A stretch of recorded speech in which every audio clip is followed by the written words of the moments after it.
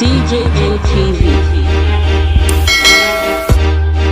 the irony of this latest election. This is one of the elections that we have experienced in which the winners could not celebrate.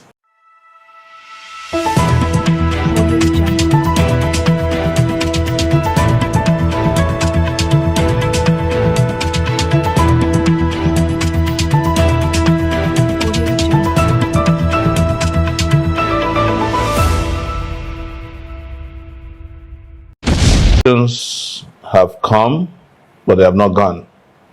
That's the irony of this latest election. This is one of the elections that we have experienced in which the winners could not celebrate because they didn't win anything. The losers are, of course, unhappy because they also didn't win anything. But the biggest losers in this election, as usual, are the Nigerian people, who have once again been deprived of an opportunity to choose their leaders legitimately and legally.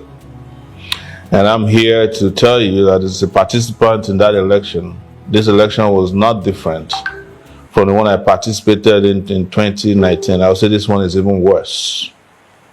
But what is the irony of it was that in 2019, I was told that because I didn't get a huge number of votes, I have no right to complain.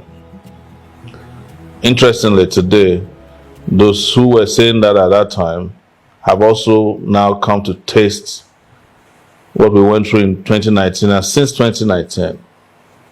We are not here to mock anybody, and I will encourage all our followers never to mock anybody. We are here to discuss real socio-political issues confronting our country. As you also must have noticed, since morning, in fact, I think since last night, the word revolution or revolution now has re-entered the lexicon of the Nigerian electoral system or national life. Because finally, what we saw in 2019 that led us to revolution now has now reached everybody. There's a whole change of consciousness, and we must thank all of you who always stood firmly out there, either offline and online, arguing in support of a system change that you should be proud of yourself. We're getting closer and closer every day. This particular election, by their own standards, did not meet any of the legal requirements that says in particular that every election result must be scanned and uploaded to INEC server. But there's nothing new about it.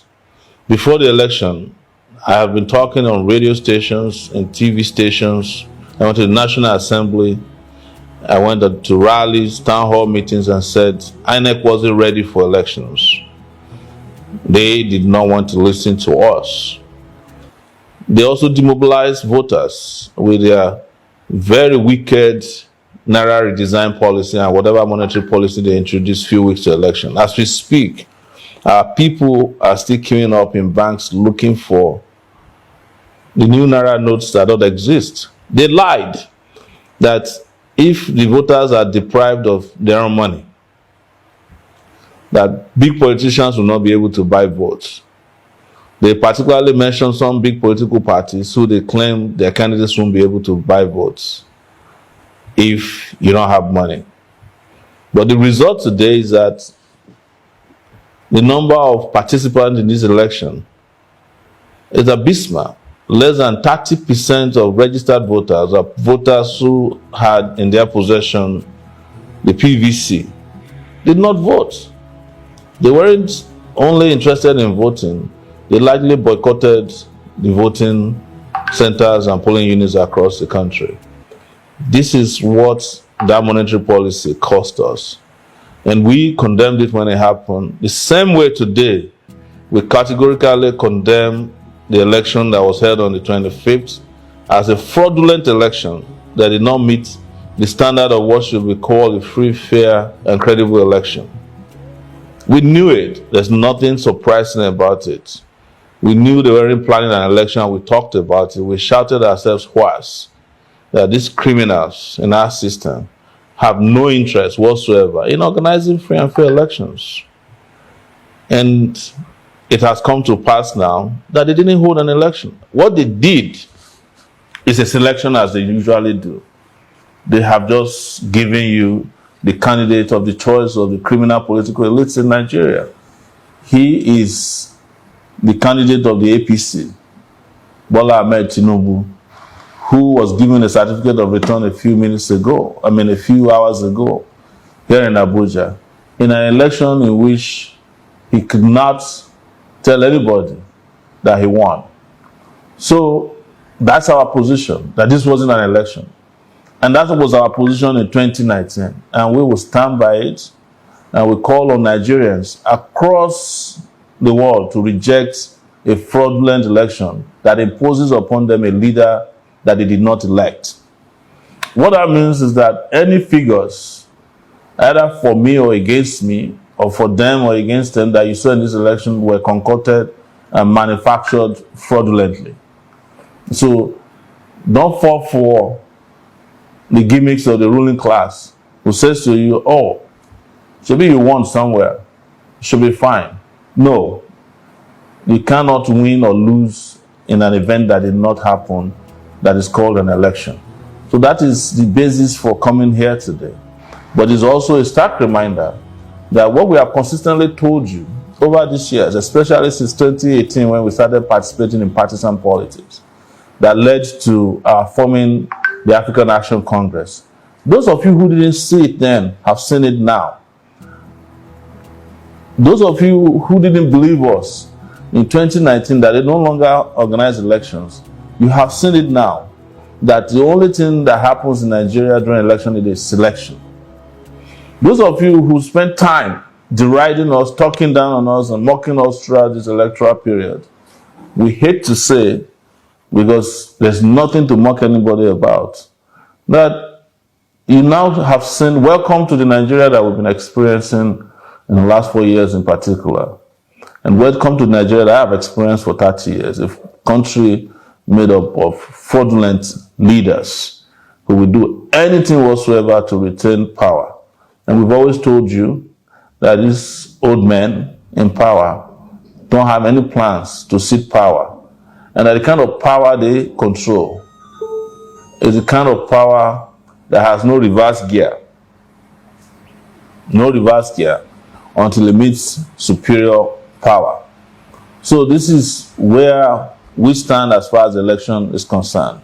But it's important to remind you that our political party had already made all this clear in advance, because we didn't want to engage in any kind of psychophancy of the system. In fact, in some of the meetings we had with INEC, when we would say this, those who are now directly complaining, we are applauding INEC at such meetings. I recorded one of those and uploaded to all of you to listen. But I'm not here today to say I told you so. That's not the issue. The way and the reason, the way forward is for Nigerians to think progressively and revolutionarily, as they're doing now, and to understand that elections by themselves alone will not give you the country you want. You can abide by it, the election timetable, as long as you want, but they are not going to allow you be in charge of your country, because you being in charge of the country means that they will be out of the country. You being in charge of your country will mean wealth redistribution. They don't want you, the greedy ones don't want you to redistribute wealth. You being in charge of your country means you'll be able to send your children to school. You'll be able to find jobs. They don't want you to have jobs. It means you'll be able to get medical care. They don't want you to have medical care. They want all of you to be dependent on them so that they can tell you what they want and make you do what they want and what you don't want. That is Nigeria that we are in today.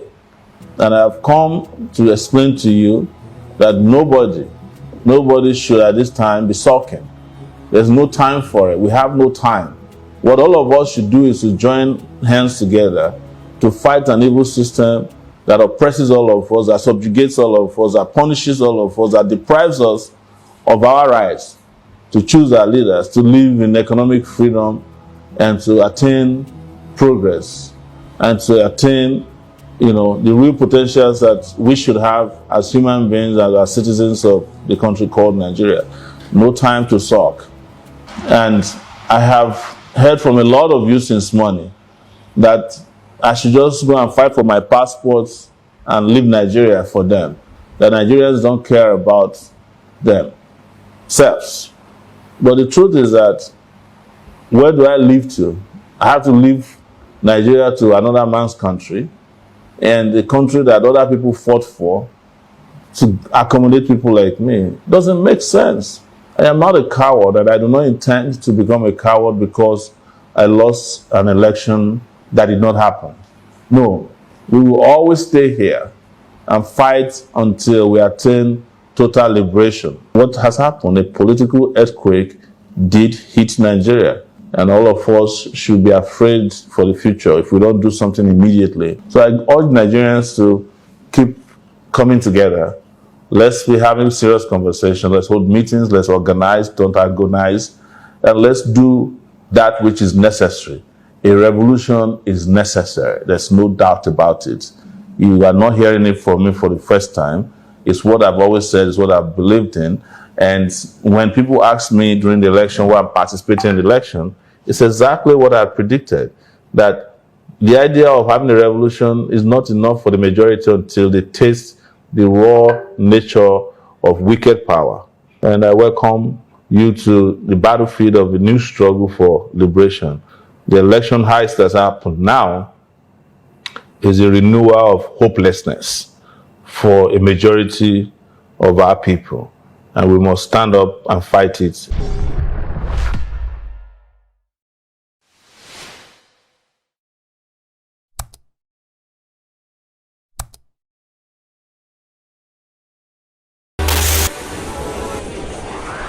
DJ ATV. DJ ATV.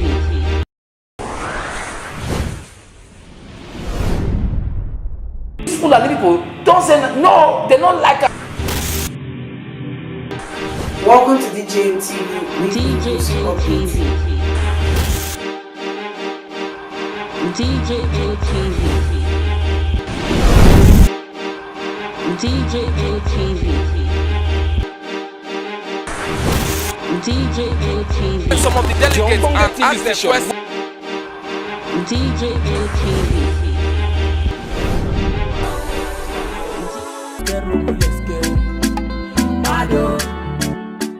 DJ ATV. DJ ATV. DJ ATV.